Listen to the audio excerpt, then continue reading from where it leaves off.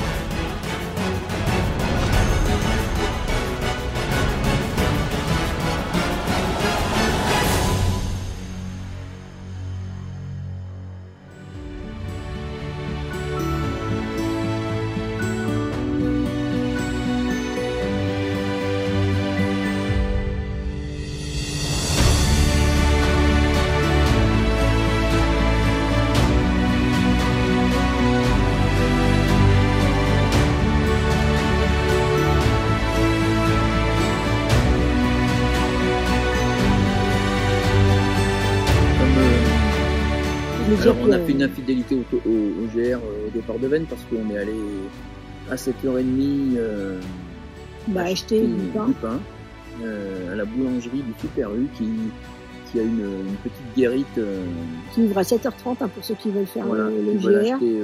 Parce qu'il y a 2 autres boulangeries dans Veynes, mais c'est lundi et c'est fermé. Voilà, il y en a une de fermée et une en vacances. Donc celle qui était ouverte le lundi, elle est en vacances. Donc on n'a pas eu de bol non plus.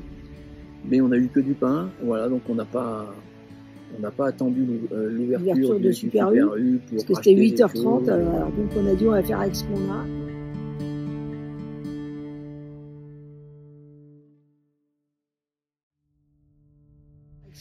Donc du coup je suis pas retourné carrément dans Veynes pour attraper le GR. On a pris un PR qui passe par Châteauvieux, donc c'est un petit hameau en montant au-dessus de Veynes, voilà. Très charmant d'ailleurs, avec une petite chapelle magnifique. Et franchement, c'est très joli.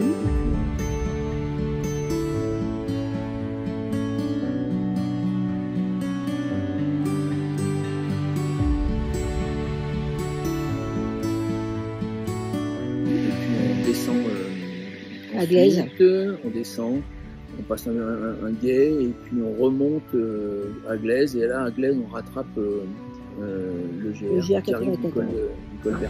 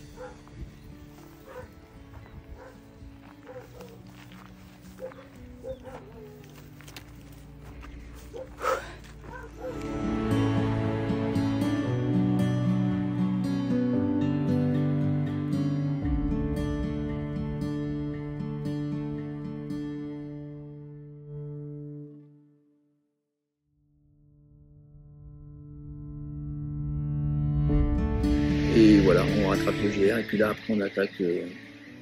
On a eu plusieurs cols. On a eu le col de Glaise, après on a eu le col, comment s'appelait le deuxième, je ne sais plus. Voilà. Le dernier à 1515 mètres, c'est Souchière. Souchière, voilà. Et donc là, au lieu de continuer en direction du col du Le Trait, on est descendu à la cabane de repos.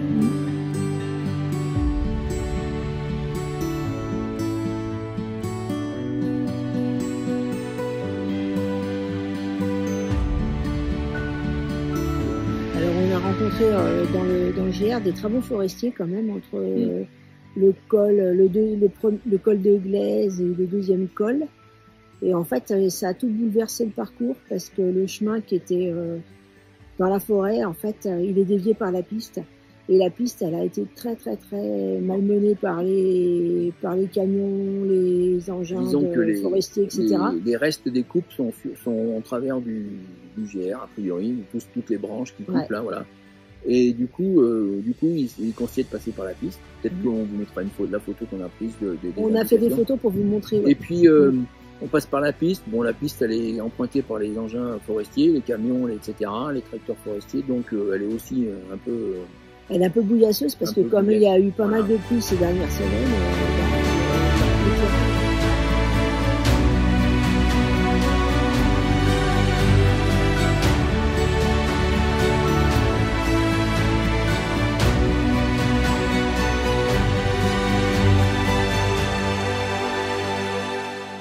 Au col de la Souchière, une pause s'impose et une petite sieste aussi.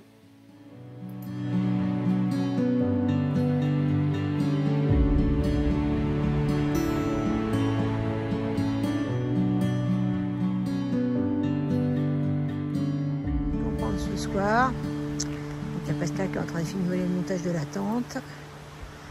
Voilà. Hop, là c'est la maison forestière. Et là, il y a des tables de pique-nique. Il nous fait pas mal. Bon, il fait pas très chaud, j'ai mis ma doudoune. Mais sinon c'est bien. Alors là, on voit là-bas qu'il y a une fontaine, mais elle ne coule plus. Donc pour l'eau, il faut aller au torrent. Il faut avoir un filtre en fait. Voilà. Là on est à la cabane de l'ONF de recours et donc réseau égale 0.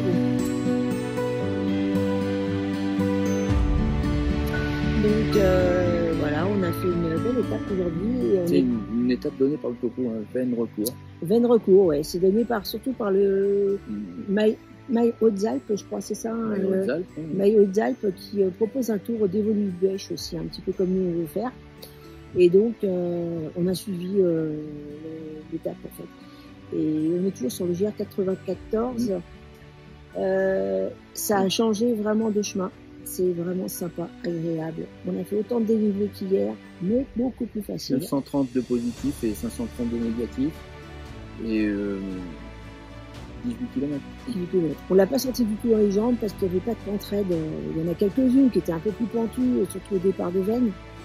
Mais franchement, par rapport à ce qu'on a fait les derniers jours, là, ça n'a rien à voir de près. Et ben, on est descendu à la cabane de recours pour couper un peu l'étape en deux. Alors c'est hors GR, on est à 2 km du GR en haut, hein. Il est un peu plus haut. Ouais, je crois, 2 km par une piste. Il y a un chemin qui est plus direct, qui fait pas 2 km, mais voilà, qui est plus dans les... On va le prendre demain pour monter. Voilà. Et la piste, voilà, depuis la bifurcation, il y a 2 km. Il n'y a aucune difficulté. Le terrain est meuble. Je vais chercher le nom du col. Et en fait, c'est pas forcément agréable de marcher là-dessus, mais c'est ça où on peut pas passer. Parce qu'on a vu un peu ce qu'ils avaient fait. Col de Flocarde. Voilà, col de Flocarde. Voilà. Et quand on a repris le GR, parce qu'il est carrément coupé sur une section d'1 kilomètre, on a vu un peu le grabuge. Par la piste. On a vu le grabuge sur le GR, donc là pour l'instant c'est impossible d'y passer. Il y a des panneaux qui expliquent. Qui indiquent qu'il faut passer par la piste. Alors des fois on se dit ouais, ils racontent des conneries. Non, là on peut pas passer. C'est pas possible. Donc faut les croire. Il y a pas de lézard. On peut pas passer. Il y a des arbres en travers. Il y a des branchages en travers. Ils ont coupé énormément de gros arbres. Et il y a toutes les branches qui sont sur le GR, donc c'est pas praticable. Bon après, une fois qu'on a fini ça, le chemin après devient vachement sympa et comme je disais, par rapport à hier et avant-hier, c'était vraiment un beau chemin, très coloré. On a commencé à voir les montagnes d'Évoluy qui nous regardaient et on s'est dit, on va dans un endroit assez austère qu'on connaît déjà. Ouais, on connaît en fait. C'est-à-dire que on n'a pas de surprise quand on a quand on a vu... on a déjà tellement marché par là. Bon, c'était dans les nuages, Bure et puis... Aurouze. Aurouze. Ouais. C'est des pierriers immenses, enfin bon, on connaît. Donc voilà. Il y en a déjà beaucoup. Mais on va faire quand même un tour du Dévoluy parce que c'est un beau massif et on a du plaisir à y marcher.